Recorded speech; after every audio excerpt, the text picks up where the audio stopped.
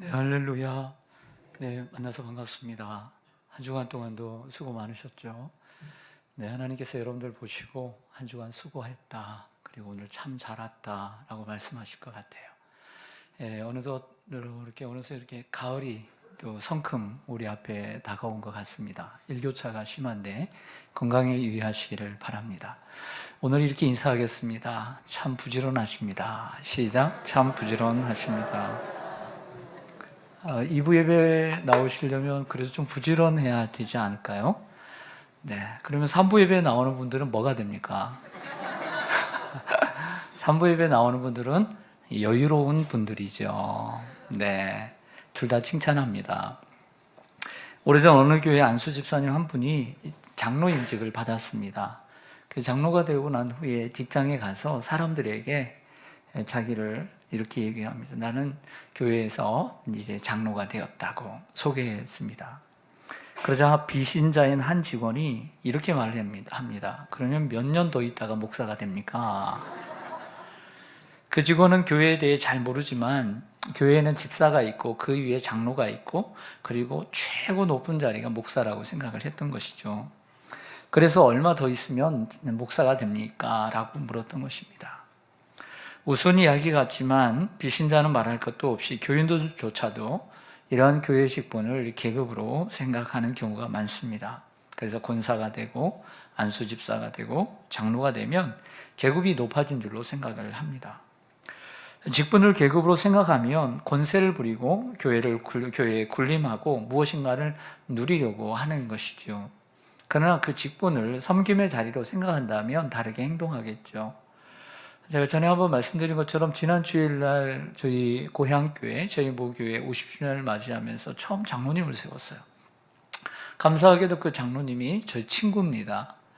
근데 이 친구와 또 그 아내가 이제 함께 권사님이 됐는데, 나머지 세 분이 이제 같이 권사님이 됐는데, 이제 집사도 없대요. 다 권사돼요. 네, 그만큼 성도가 없다는 것이죠. 목사님 사례비 110만 원 드리는데, 시골교회에 누가 11조를 내겠습니까? 근데 우리 친구 부부가 한 달에 100만 원 넘게 헌금을 한대요. 그래서 그 교회를 이끌어 가는데, 여러분들 그 자리가 굴림과 그리고 다스림의 자리겠습니까? 많은 성도들도 없는 그 자리에서 정말 섬김의 자리이죠. 우리가 교회가 크다고 해서 그 자리가 굴림의 자리가 될 수는 없는 것이죠. 그 시골교회를 또 이어가면서 정말 세워간다는 게 저에게는 참 무한한 기쁨이에요. 시골교회가 없어지면 어떻게 하나. 그런데 그런 장로님 한 분이 세워짐으로 말미암아 제가 20-30년은 제가 걱정을 안 할 것 같아요. 여러분, 교회의 직분은 계급이 아닙니다. 교회의 직분은 하나님의 사명을 감당하기 위해 주어진 섬김의 자리입니다. 어떤 교회에서 일어난 일입니다. 남자 집사님 한 분이 예수를 믿다가 천국에 가게 되었습니다. 소천하시자 그분의 자녀들은 신앙이 그리 깊지 않았고 교회에 대한 이해도도 없었습니다. 하지만 들은 풍월로 교회 평신도 중 장로가 가장 고위직이라고 알고 있었어요.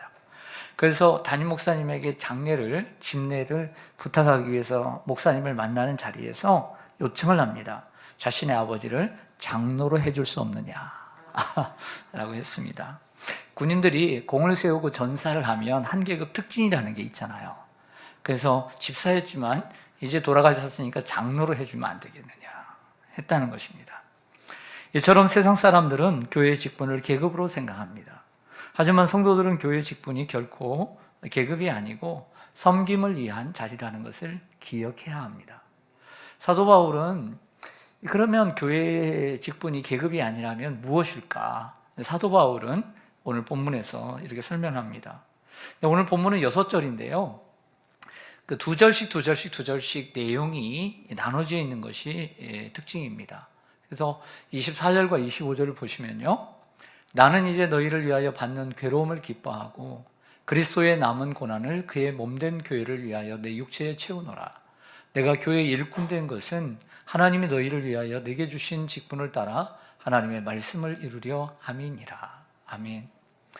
여기에 보면 제가 그 노란색으로 만들어 놓은 곳도 있는 것처럼 사도 바울은 자신을 위해서 직분을 받은 것이 아니라 성도들을 위해서 그의 몸된 주님의 교회를 위하여 라는 표현을 씀으로써 위하여 세 번이나 강조함으로써 자신을 위한 자리가 아니라 교회와 또 성도들을 위하여서 직분을 받았다라고 얘기를 하고 일꾼이 되었다고 얘기합니다.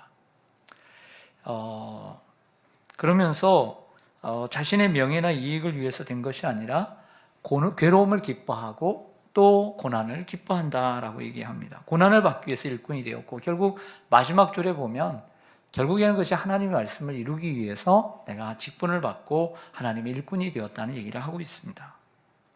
사도 바울은 이 편지를 쓸 때 로마에서 가택연금의 상태에서 고난을 받고 있었습니다. 예수님은 바울을 처음 콜링할 때 내가 이방인의 사도로 부름을 받지만 많은 고난을 받아야 될 것이니라고 예고를 하셨고 그 말씀대로 바울은 고린도후서 11장 같은 경우는 가장 상세하게 사도 바울이 받은 고난을 자신이 얘기하고 있는데 매를 맞고 옥에 갇히기도 하고 돌에 맞아 죽기 직전까지 가기도 했습니다. 그의 고난은 교회를 위한 것이었고 주님을 위한 고난이었기 때문에 그 고난을 기뻐한다라고 말하고 있습니다. 근데 24절 하반절에 보면 그리스도의 남은 고난을 그의 몸된 교회를 위하여 내 육체에 채우노라 라고 하는 이러한 표현 중에 좀 오해의 소지가 있을 수 있습니다. 그리스도의 고난, 그리스도의 남은 고난, 그리스도의 남은 고난이 뭔가가 좀 있어서 내가 그 남은 고난을 채우기 위해서 내가 이렇게 한다라는 표현인데요. 예수님의 고난이 뭔가 좀 부족하고 좀 불충분하다고는 암시를 해주고 있습니다. 그러나 전혀 그렇지 않습니다. 예수님께서 십자가에 못 박혀 죽으시면서 이 가상칠언 가운데 마지막으로 다 이루었다라고 말씀하셨습니다. 히브리서 기자는 말하기를 예수님의 죽음을 단번의 죽음으로 영원한 속죄를 이루었다, 완전한 속죄를 이루었다라고 말씀하셨습니다. 그러므로 그리스도의 남은 고난이란 예수님의 구원이 뭔가 좀 부족해서 다른 사람이 도와줘야 된다는 측면을 얘기한 것이 아니라 그리스도와 함께 연합하여 그의 몸된 교회를 위해서 고난을 받는다는 것입니다. 예를 들면 우리가 신앙생활하는데 큰 도움이 되는 비유입니다. 사도행전 9장에 보면 사울이 바울이 되기 전에 예수님 만나기 전에 예수님이 죽고 난 다음에 확신을 가졌어요. 나무에 달린 자마다 하나님께 저주를 받았다. 그래서 예수님이 긴가민가 했는데 메시아가 아닌 것이라고 스스로 확신을 하고 예수를 이단의 괴수로 생각하고 예수 믿는 사람들을 잡아다가 족치고 그리고 감옥에 가두고 죽였어요. 스데반까지 돌로 쳐 죽였습니다. 그런데 자기 나라도 부족해서 시리아의 수도인 이 다메섹까지 가서 예수 믿는 사람들을 잡아오게 되었던 것이죠. 그 길을 가다가 부활하신 예수님을 만납니다. 큰 빛이 비쳐서 앞을 못 보게 됩니다. 근데 부활하신 예수님을 만납니다. 사울아 사울아 어찌하여 나를 박해하느냐 라고 예수님이 부르십니다. 여기서 우리는 생각해야 될 것이 있습니다. 사울은 살아있는 예수님께서 살아계시는 동안에 예수님을 자주 접하지 않았고 듣기만 했고 직접 박해한 적이 없어요. 그런데 예수님은 뭐라고 얘기하냐면 어찌하여 네가 나를 박해하느냐 이렇게 얘기한 거죠. 근데 사도 바울이 지금 박해하는 건 뭡니까? 성도와 교회지요. 예수를 믿는 교회와 성도들을 박해했는데 예수님은 그것을 결국 자신을 박해하는 것이라고 얘기를 하고 있는 것입니다. 적용하면 우리가 주님과 주님의 몸된 교회와 성도들을 위해서 복음을 위해서 수고하고 고난받는 것은 결국 예수님을 위해서 수고하고 고난을 받는 것이 되는 거예요. 할렐루야. 여기에서 우리는 교회를 섬기고 교회를 섬기면서 주님의 사역을 하면서 고난을 받기도 하고 수고하고 땀 흘리며 피곤하다는 것이 결국에는 주님을 위해서 일하는 것임을 우리가 알게 되고 그러므로 더욱더 동기부여가 돼서 주님을 섬기게 되는 것입니다. 골로새서 1장 25절을 다시 한번 보면 내가 교회의 일꾼, 오늘 주제가 교회의 일꾼입니다. 교회의 일꾼 된 것은 하나님이 너희를 위하여 내게 주신 직분을 따라 하나님의 말씀을 이루려 함이니라 했습니다. 여기서 일꾼이라고 하는 헬라어는 디아코노스입니다. 디아코노스는 집사로도 번역이 되는 단어인데요. 이 디아코노스는 디아코니아라고 하는 봉사에서 온 유래한 단어인데, 디아 뭐뭐를 통과하다라고 하는 단어와 코노스라고 하는 이 코니아라고 하는 이 먼지라는 단어의 합성어입니다. 그러니까 먼지를 통과한 사람이 일꾼이라는 거죠. 먼지를 통과한다는 것은 수고한다는 것을 얘기합니다. 그리고 그 뒤에 직분이라고 하는 이 헬라어는 오이코노미아인데, 이 말은 오이코스라고 하는 집에서 파생된 단어로 가정의 살림살이나 가게 관리를 가리키는 단어입니다. 그 의미가 확장되면서 국가 경영을 가리키는 데 사용되기도 하고 청지기의 직무나 사도의 직무를 의미하게 되었습니다. 우리 개역개정에는 직분이라고 번역이 되어 있지만 표준 세번역이나 공동 번역을 보면 사명이라는 단어로 번역을 하고 있어요. 자, 이 말은 결국 직분은 계급으로서의 의미가 아니라 하나님께 받은 나의 사명을 가리킨다는 것입니다. 사도 바울이 교회의 일꾼이 되어 사도라는 직분을 받은 목적은 하나님의 말씀을 이루기 위함입니다. 그렇게 얘기하죠. 내가 교회 일꾼 된 것은 그 직분을 따라서, 이 직분은 그러니까 도구라고 하는 거예요. 도구라는 걸. 그걸 통해서 내가 하나님의 일을 더 잘할 수 있는 도구가 된 거죠. 만약에 사울이 사도가 되지 않았다라고 한다면 그 일을 할 수 있는 권위가 생기지 않아요. 그래서 사도의 권위가 그렇게 강조된 것이죠. 그 통로를 통해서 일할 수 있게 된 것입니다. 제가 만약에 신학교를 나오지 않고 내가 목사가 되지 않았다면 내가 어떻게 여기에 설 수 있겠습니까? 그래도 신학교를 나오고 그리고 목사 안수를 받았기 때문에 그러한 통로를 통해서 목사라는 프레임이 나에게 씌워져서 직분이 되어 있기 때문에 여기에 설 수 있어서 마음껏 자유롭게 복음을 전할 수 있는 것처럼, 하나님께서 예수 그리스도를 통해서 이 사도 바울에게 사도의 직분을 주셔서 이방인에게 가서 복음을 전할 수 있는 특권을 주셨던 것이죠. 사랑하는 성도 여러분, 바울뿐만 아니라 저와 여러분도 교회의 일꾼인 줄로 믿습니다. 여러분들이 교회 일꾼이라고 믿습니까? 목사님, 장로님만 교회 일꾼이죠. 그렇지 않습니다. 우리 모두는 교회 일꾼으로 부름을 받은 것입니다. 교회의 일꾼 된 것을 우리는 영광스럽게 생각하고, 그리고 주님을 위해서 수고하고 고난받는 것을 기쁘게 생각할 수 있어야 합니다. 혹이라도 주님을 위해 섬기다가, 오늘 교회 일을 하다가 혹이라도 마음이 상하고, 혹이라도 오해를 받고, 혹이라도 미움까지 받으면서 내가 이렇게 예수를 믿고 내가 이렇게 주님을 섬기는 것이 옳은 것인가? 옳은 것입니다. 고난을 받아도 주님을 위한 것입니다. 오해를 받아도 주님을 위해서 오해를 받은 것입니다. 그러므로 여러분들 염려하지 말고 방황하지 말고 주님을 잘 섬기는 일꾼이 되기를 소망합니다. 하나님은 교회의 일꾼을 통하여 하나님의 말씀을 이루어 가시는 것입니다. 우리 보이지 않는 하나님은 자신의 계획과 뜻과 마음의 생각을 바로 이 성경 말씀을 통해서 우리에게 계시해 주었어요. 그래서 하나님의 말씀을 이룬다는 것은 하나님의 뜻과 계획을 이루어 간다는 말씀입니다. 한번 따라서 하겠습니다. 나는 교회의 일꾼입니다. 네, 오른손을 가슴에 얹고요. 이렇게 따라서 하겠습니다. 나는 교회의 일꾼입니다. 다시 한번요. 나는 시온산 교회의 일꾼입니다. 예, 손을 내려주시기 바랍니다.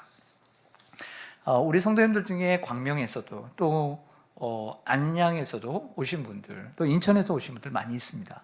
근데 이 가까운 안양에, 우리 석수역을 기준으로 안양이잖아요. 가깝습니다. 안양에서 태어나 자란 이동현이라고 하는 작가가 자신의 첫 그림책을 냈습니다. 그 그림책의 이름은 나에겐 비밀이 있어라는 이 책입니다. 노란색 예쁜 얼굴을 지닌 귀여운 망고가 주인공입니다. 이 노란색은 뭐라고요? 망고의 반쪽이에요. 그에겐 소중한 친구들이 있는데요. 커다란 수박과 바나나가 있고 조그마한 체리가 친구입니다. 하지만 망고는 소중한 친구들에게 말 못할 비밀을 가지고 있습니다. 그 비밀 때문에 망고는 친구들과 카페에서 시간을 보낼 때에도 끊임없이 확인해야 하는 게 있습니다. 그것은 스마트폰을 꺼내서 일기예보를 보는 것입니다.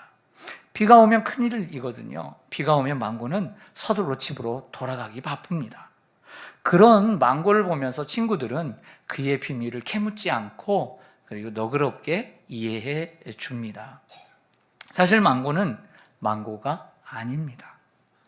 화장이 지워지기 전에 집에 돌아와야 하기 때문입니다. 그다음 망고는 누구일까요? 숨기고 싶은 비밀이 있던 망고지만 하루는 친구, 절친인 이 체리가 물에 빠지고 맙니다. 허우적거리고 있을 때, 그 조그마한 친구가 가지고 있을 때 망고가 아무 생각도 없이 그냥 고민 없이 가차 없이 용감하게 물에 뛰어 들어가 친구 체리를 구해냅니다. 그의 몸이 어떻게 되었을까요? 화장이 다 지워져 버렸습니다. 자신의 모습이 드러납니다. 그 망고는 아보카도였습니다.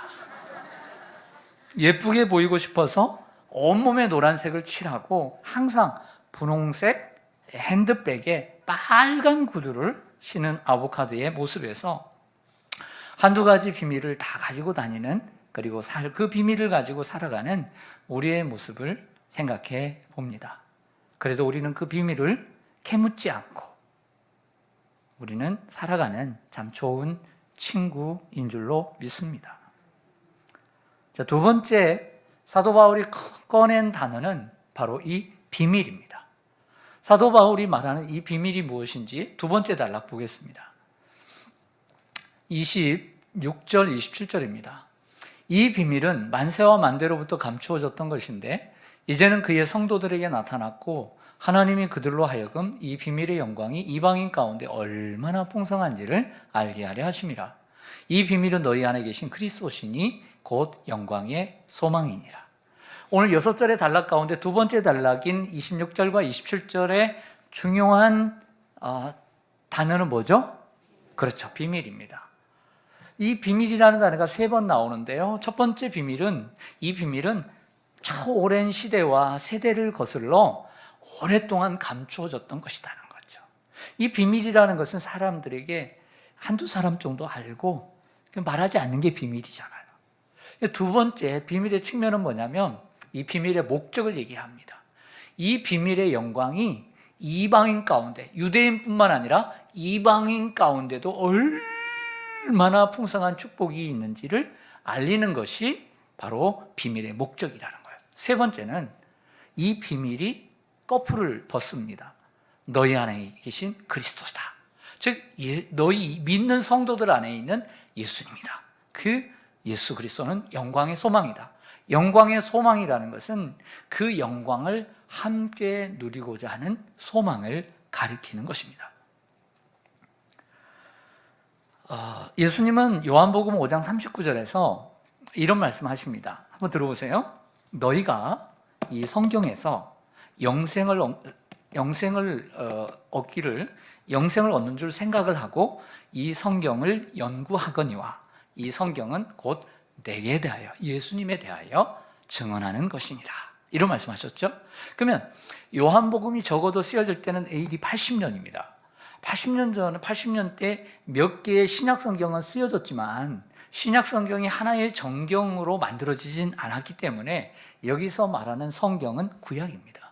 즉 구약의 모든 내용이 예수님에 대해서 얘기하는 것이라는 거예요. 결과적으로 구약은 뭡니까? 올드 테스타먼트, 오래된 약속은 이 땅에 인간을 구원하기 위한 하나님의 약속이 있다는 거죠. 그분이 바로 예수 그리스도, 즉 이 땅에 오실 메시아를 예언하는 책이고, 신약은 이 땅에 오신 메시아를 말씀하는 내용입니다.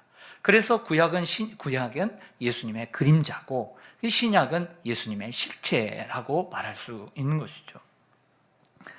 우리가 지난주에 배운 것처럼 우리 그리스도인의 과거는 허물과 죄로 죽었던 악한 행실로 하나님께서 하나님으로부터 멀리 떠나 마음으로 하나님과 원수가 되었습니다. 그런데 이러한 인간을 구원하기 위한 하나님의 오랜 계획, 즉 인간의 죄의 문제를 해결하는 해결책으로 카드를 가지고 계셨어요. 그게 바로 그리스도라는 거죠. 예수님이다. 결국 바울이 말하는 비밀은 하나님의 구원 계획이고 예수 그리스도라, 이렇게 말을 하는 내용입니다. 그런데 왜 사도 바울은 자신이 교회의 일꾼 된 것에 대한 내용, 또 하나님의 말씀을 이룬다는 내용과 뒤에 자신이 사역하는 목적을 얘기하는 그 중간에 비밀이신 그리스도를 두었느냐? 그것은 일꾼이 믿고 전해야 되는, 높여야 되는 오직 유일한 분은 예수 그리스도밖에 없다는 것이에요. 할렐루야. 예수를 위해서 자신이 일꾼이 되었다라는 얘기를 하고 있는 거죠. 여러분들 성경 하나 올려드립니다. 창세기 3장 15절 유명합니다. 같이 한번 읽겠습니다. 시작. 내가 너로 여자와 원수가 되게 하고 내 후손도 여자의 후손과 원수가 되게 하리니 여자의 후손은 내 머리를 상하게 할 것이요 너는 그의 발꿈치를 상하게 할 것이니라. 아멘. 좀 공부를 하신 분들은 아실 것입니다. 이 창세기 3장 15절의 말씀을 기독교에서 부르는 말이 있습니다. 그것은 바로 원시복음이라는 것입니다. 오리지널 가스펠, 원복음, 원시복음이라고 얘기합니다. 퀴즈 냅니다. 사단이 뱀으로 와서 아담과 하와를 유혹해서 타락하게 했습니다. 하나님께서 그들에게 진노하십니다. 그래서 첫 번째는 뱀에게 그들이 받아야 될 벌을 말씀하시고, 두 번째는 남자에게 말씀하시고, 세 번째는 여자에게 말씀하십니다. 그렇다면 오늘 이 창세기 3장 15절은 하나님께서 누구에게 말씀하신 것일까요? 1번 뱀, 2번 아담, 3번 하와. 몇 번일까요? 1번이죠. 뱀에게 얘기한 거예요. 왜냐하면 이 말씀을 좀 더 이해를 드리기 위해서입니다. 그래서 이렇게 만들었습니다. 똑같은 말씀이지만 하나님이 사탄으로 너로 여자와 교회와 원수가 되게 하고 너의 후손, 사탄도 여자의 후손 예수님과 원수가 되게 하리니 여자의 후손인 예수님은 너의 사탄의 머리를 깨부시고 상하게 하고 너는 예수님의 발꿈치를 상하게 할 것이다. 즉 이 말은 사탄이 예수님의 발꿈치를 상하게 한다는 것은 십자가에 못 박게 할 것이다 라는 말씀이에요. 그러나 그가 그 일로 예수님을 끝낼 줄 알았지만 그것이 아니라 역전이 되어서 예수님이 결국 사탄을 이기는 결과를 낳은 거예요. 십자가 사건이. 이것이 성경에 여러 번 예언돼요. 그리고 갈라디아서 4장 4절에 보면 때가 참에 하나님이 그의 아들을 여자에게서 나게 하시고, 여자에게서 난 여자의 후손이 예수 그리스도입니다. 즉 복음이라는 건 뭡니까? 죄로 인해 영원히 죽을 수밖에 없는 우리 인간을 예수님이 십자가에 죽으시고 부활하심으로 우리 인간을 구원하시는 것, 이게 복음이잖아요. 근데 이러한 복음의 원형, 모티브가, 이러한 어떤 원형이 성경에서 맨 처음 드러난 구절이 창세기 3장 15절인 거예요. 이 복음이. 그래서 창세기 3장 15절을 원시복음이다 라고 얘기를 하는 거죠. 가르쳐 드렸어요. 그래서 중요한 겁니다. 근데 한번 생각해 보죠. 여러분들 비밀이란 뭐죠? 비밀이란 몇 사람이 알아야 좀 비밀일까요? 그렇죠. 우리끼리 두세 사람. 이게 비밀이죠. 근데 알고 봤더니 다 알고 있어. 이게 비밀이 아니에요. 아니죠. 사실은 사도 바울이 이 하나님의 해결책인 죄에 빠진 인간을 구원하기 위해서 메시아를 보내주시는 이 해결책이 사실은 비밀이라고 표현을 하고 있지만 성경에 창세기 3장 15절부터 모든 선지자들이 다 메시아를 예언했어요, 안 했어요? 하고 있죠. 이거 비밀이 아니에요. 1급 비밀이라고 할 수가 없죠. 왜? 다 알고 있으니까. 사실은 비밀이라고 표현을 하고 있지만 다 알고 있어요. 그거 알도록 말씀하셨어요. 그래서 비밀이라고 보기는 어려워요. 왜냐하면 소수의 사람만이 아닌 모든 사람이 다 알고 있기 때문이죠. 다만 이러한 하나님의 구원 계획이 오래되었고 하나님의 오랜 경륜 속에 실현되지 않은 약속으로 있어 왔다는 측면에서 사도 바울이 그것을 비밀이라고 말을 하고 있는 거죠. 여러분들 지난주에 잘 들으셨는지 한번 문제 내겠습니다. 사도 바울의 서신 가운데 이 골로새서와 아주 비슷한 내용을 많이 담고 있어서 골로새서와 자매 서신, 쌍둥이 서신이 있다고 했는데 그게 뭐죠? 역시 에베소서 맞습니다. 그렇다면 오늘 이 내용을 에베소서도 터치를 하고 있겠죠. 분명히 그 비밀이라는 단어가 3장에 또 많이 등장을 합니다. 근데 이 비밀이 예수 그리스도라고 말하면서 그 비밀의 목적을 에베소서 3장 6절에 이렇게 얘기를 해요. 사도 바울이. 이는 그 비밀의 목적은 이방인들이 복음으로 말미암아 그리스도 예수 안에서 함께 상속자가 되고 함께 지체가 되고 함께 약속에 참여하는 자가 됨이라. 그래서 좀 전에 골로새서 1장 27절에 그 비밀의 영광이 이방인 가운데 얼마나 풍성한지를 알게 함이니라, 이런 말씀이 있었죠.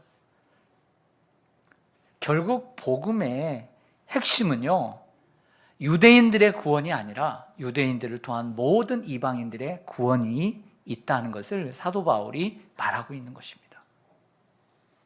그것이 결국에는 이방인 가운데 얼마나 풍성한지를 알게 함이니라는 골로새서의 표현인 것이죠. 그런데 여러분, 목회적인 측면에서 좀 드리고 싶은 말씀이 있습니다. 이러한 비밀이라는 단어를 가장 많이 사용하는 집단이 있습니다. 어딜까요? 비밀이라는 단어를 가장 많이 사용하는 집단이 있어요. 어딜까요? 그렇죠. 이단입니다. 이단이에요. 신천지와 같은 이단의 공부를 보면 들어갔다 공부하는 사람들 제가 이렇게 상담하기 위해서 그 문서를 보면 다 계시록의 비밀, 뭐 천국의 비밀, 숨은 보화의 비밀, 뭐 무슨 비밀, 뭐 이렇게 비밀이 그렇게 많은지, 비밀이 엄청 많아요. 생각해 봤더니 비밀 집단이라 그래요. 그리고 하나님의 교회라고 하는 우리 신천지와 함께 우리 한국교회의 가장 이런 암적인 존재인 하나님의 교회도 마찬가지입니다. 하나님의 마지막 비밀을 아시나요? 하면서 그 비밀이 사람이신 안상홍님과 하늘 어머니라고 말을 합니다. 그 하나님의 교회에 다니는 한 성도의 블로그에 나온 이야기를 그대로 인용을 할게요. 들어보세요. 안녕하세요. 하나님의 교회 세계 복음 선교 협회 성도입니다. 저는 하나님의 교회에서 재림 그리스도를 만났고 어머니 하나님, 곧 하늘 어머니 진리를 통하여서 하늘 어머니를 믿게 되었습니다. 재림 그리스도 안상홍 님께서 이 땅에 오시지 않았다면 우리 인류는 흑암에 놓일 수밖에 없고 구원을 받을 수가 없으며 새 언약의 실체이신 하늘 어머님을 영접할 수가 없었을 것입니다. 꼭 함께 구원받기 위해서 재림 그리스도 안상홍 님과 어머니 하나님, 하늘 어머님을 믿어야 하겠습니다. 참 기가 막히죠. 세상에. 처음에는 하늘 어머님이 없었어요. 그 교회에는 안상홍 님이 재림하신 그리스도 이만희처럼 이렇게 가르쳤어요. 그런데 안상홍 씨가 갑자기 죽어버렸어. 그러니까 이 집단이 와해되기 직전이라. 그래서 그 아내를 하늘 어머니로 만들면서 성경을 조각을 했어요. 거기에 맞춰 짜맞췄어요. 귀에 걸면 귀걸이, 코에 걸면 코걸이가 되는 것처럼 성경을 바꿔버렸어요. 교리를. 예를 들어서 하나는 이런 겁니다. 창세기 21장에 보면 하나님께서 우리의 형상을 따라 우리의 모양대로 우리가 사람을 만들고 이렇게 되어 있죠. 그런데 여기서 우리는 무엇입니까? 성부, 성자, 성령, 삼위일체 하나님이라고 우리가 알고 있습니다. 그런데 이런 말씀도 자기들이 원하는 것을 정해놓고 성경을 꿰맞추다 보니 여기에 우리는 누가 되겠습니까? 안상홍님과 하늘 어머니가 되는 거죠. 복수니까. 우리 부모님께서 안상홍님과 이 하늘 어머니가 자신의 형상과 모양을 따라 우리 남자와 여자를 만들었다. 이렇게 해석을 해요. 이런 식으로 사람들을 현혹시킵니다. 또한 그것뿐만 아니라 그 사람들을 제가 만나봤는데 많이 헌혈을 합니다. 그리고 사회봉사를 합니다. 영국의 왕실에서 큰 상을 받았다라고 자랑을 합니다. 그리고 많은 고난과 겸손이라는 프레임으로 자신들을 포장해 홍보하지만 그 속은 거짓으로 가득 찬 사탄을 섬기는 모임에 불과하며 그 영혼들을 지옥불에 끌고 가는 사단의 이러한 양의 탈을 쓴 이리에 불과한 것입니다. 속지 말아야 합니다. 이러한 이단들은 사람들에게 접근할 때 예수 믿는 사람들에게 유독 접근을 많이 합니다. 그리고 공부를 진행하는 동안에도 비밀리에 진행하고 비밀에 붙입니다. 그래서 그 자신을 드러내기 전까지는 절대 가족이나 다니는 교회, 특별히 사역자들에게 절대 말하지 말라고 신신당부합니다. 그리고 말하면 어떻게 된다라고 경고까지 합니다. 저는 이 비밀이라는 말을 듣고 사람들과 우연히 얘기하면서 제 조카도 그리고 우리 성도들도 몇몇 얘기하면서 갑자기 비밀이라는 말을 듣고 몇 사람을 거기서 꺼내온 적이 있습니다. 세상 사람도 마찬가지예요. 세상살이도. 우리가 세상에 어떤 직업을 가지고 어떤 일을 하는데 아주 비밀리에 뭘 한다. 우리는 특별하다 하면서 비밀 얘기를 자주 한다면 100% 가짜입니다. 절대 현혹되지 말고 사회도 그런 사회를 들어가지 마세요. 속지도 말고 가지도 마시기를 바랍니다. 사도 바울이 말하는 비밀은 예수 그리스도가 맞습니다. 하나님의 구원 계획이셨던 메시아 그리스도가 맞지만 그것은 오랜 경륜 속에 나타난 비밀이지만 모든 사람에게 드러난 비밀이지 어떤 그 그룹들에게만 주어지는 비밀이 절대 아니라는 것을, 그리고 하나님은 유대인들의 하나님이 아닌 이방인들에게 그 하나님의 풍성함이 무엇인가를 가르치기 위한 비밀이라는 것을 기억하시기를 소망합니다. 마지막으로 세 번째 단락은 사도 바울이 교회의 일꾼인 자신의 목적을 이야기합니다. 28절과 29절 보시면 우리가 그를 전파하여 각 사람을 권하고 모든 지혜로 각 사람을 가르치면 각 사람을 그리스도 예수 안에서 완전한 자로 세우려 함이니 이를 위하여 나도 내 속에서 능력으로 역사하시는 이의 역사를 따라 힘을 다하여 수고하노라. 아멘. 분명한 목적을 가운데 얘기합니다. 각 사람을 그리스도 안에서 완전한 자로 세우는 것. 이것이 사도 바울의 사역의 목적이었어요. 그냥 예수 믿고 천국 가도록 예수 믿습니까? 됐습니다. 오케이. 이게 아니라 더 깊이 정말 그리스도 안에서 완전한 자로 세우는 것이 자신의 사역의 목적이었어요. 그래서 이를 위해서 세 가지 방법을 얘기합니다. 첫째는 전파하고 권하고 가르치는 것이다 라고 얘기를 합니다. 에베소서 4장 12절에도 사도 바울이 이런 얘기를 합니다. 이는 성도를 온전하게 하며, 즉 목사와 교사로 자신을 세우신 것은 성도를 온전하게 하고, 그래서 그들을 온전하게 세우면 봉사일을 하게 하고, 그리고 그리스도의 몸을 세우려 하심이라, 이렇게 설명을 해요. 그리고 그 다음 구절인 13절에 보면 13절, 우리가 다 하나님의 아들을 믿는 것과 아는 일에 하나가 되어, 따라서 하겠습니다. 온전한 사람을 이루어 그리스도의 장성한 분량이 충만한 데까지 이르리니, 그리스도께 자라가는 거죠. 즉 예수님을 닮은, 예수님의 형상과 성품을 닮은 사람으로 만들어가는 것이 바로 사역의 목적이었다라고 말씀을 하고 있습니다. 고 오카노 목사님은, 사랑의 교회 원로이신 고 오카노 목사님은 평신도를 깨운다라고 하는 유명한 책에서 제자 훈련을 얘기하면서 복음서 속에는 제자들이라고 하는 단어들이 많이 등장하죠. 그러니까 제자들을 부르시고 너희가 나의 제자가 되려면 나의 십자가를 지고 자기를 부인해야 돼. 많이 나옵니다. 근데 서신서로 넘어가면서는 제자라는 단어가 싹 빠진다는 거예요.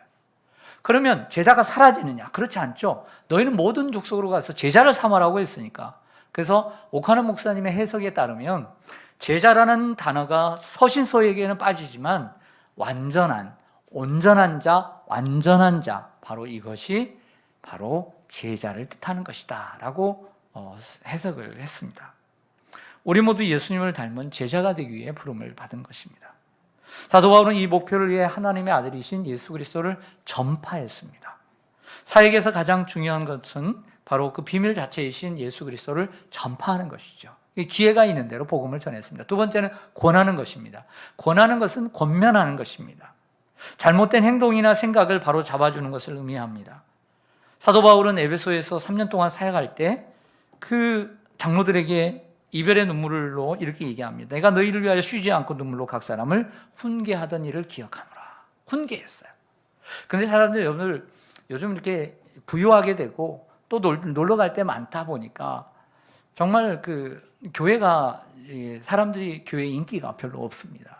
정말 배고프고 힘들고 고난고 환난이 있을 때 하나님을 찾는 거죠. 사람들이 점점 부유하면 저 서구와 같이 점점 하나님으로 멀어집니다. 우리가 정신을 바짝 차려야 됩니다. 그런데 그것뿐만 아니라 제가 어릴 당시에는 뭐 이렇게 잘못하면 목사님이 강단에서 정말 아주 호되게 혼내겠어요. 근데 요즘 호되게 혼내보십시오. 장로님들이 들어 일어났을지 몰라요. 교회가. 이것은 비단 목회뿐만 아니라 교단에서는 선생님들도 마찬가지라고 생각해요. 선생님들이 애들이 졸고 있고 애들이 뭘 잘못하고 있으면 혼을 내야죠. 근데 혼을 내지도 못할 것 같아요. 학원도 그럴 것 같아요. 하물며 여러분들이 낳아서 키운 자녀들은 함부로 혼냅니까? 혹이라도 잘못된 행동과 잘못된 모습이 있고 행동 거지가 있어도 혹이라도 상처받고 어떻게 집 나가버릴까? 나 몰라! 하면서 나가버릴까? 겁내가지고 말을 못해? 이런 자녀가 되면 안 되잖아요. 이 시대가 참으로 권면하고 훈계하는 게 어려워요. 그래서 목회를 할 때도 분명히 잘못된 것이 보이는데도 그것을 참 바르게 세워준다는 것이 점점 어려운 시대가 되는 것 같아요. 사도 바울은 또한 가르쳤습니다. 그리스도 안에서 완전한 자로 세워갔습니다. 목회에 중요한 것은 설교죠. 그러나 그 다음으로 중요한 것은 가르침이라고 생각을 해요. 사도 바울은 이를 위해 성령의 능력을 의지하고 힘을 다하여 수고했습니다. 여기서 힘을 다하여 수고했다라고 하는 단어는 운동 경기를 할 때, 여러분들 보세요. 손흥민, 황희찬, 얼마나 자신을 깎고 얼마나 자신을 다듬어서 그 운동을 합니까? 그리고 여기서 이 단어는 전쟁에 나가서 무기를 들고 전투하는 것을 얘기합니다. 그만큼 사도 바울이 수고했음을 보여줍니다. 이 말씀을 마치겠습니다. 사랑하는 시온산교회 성도 여러분, 교육에 있어서 정말 가장 중요한 것은 분명히 선생님이라고 생각을 해요. 선생님이죠? 교육의 3요소는 교사와 교재와 학생입니다. 그렇죠? 선생님이 중요해야 돼요. 선생님이 좀 훌륭해야 하면 좋죠. 저도 훌륭했으면 좋겠어요. 근데 너무 부족해서 여러 가지 아픔이 있는데, 그러나 여러분 한번 생각해 보죠. 아무리 선생님이 열심히 가르치고 열의를 가지고 열심을 가지고 열정을 가지고 가르치려고 해도 그 배우는 학생이 배움에 의지가 없고 꿈이 없고 그리고 열의가 없다면 아무 소용이 없어요. 우리의 자녀들에게 정말 좋은 대학을 보내고 싶어서 한 과목에 50만 원, 한 과목에 100만 원, 쪽집게 과외에게 200만 원씩 내 월급을 다 쏟아 부어도 아무리 훌륭한 선생님 앞에 갖다 놔도요, 우리 자녀가 배울 의지가 없고 열의가 없으면 아무 그 소용없는 거예요. 그냥 소고기 먹고 좋은 옷 사 입고 그러면 되는 거예요. 그래요, 안 그래요? 동의 안 하십니까? 이해되시죠? 그래서 권면합니다.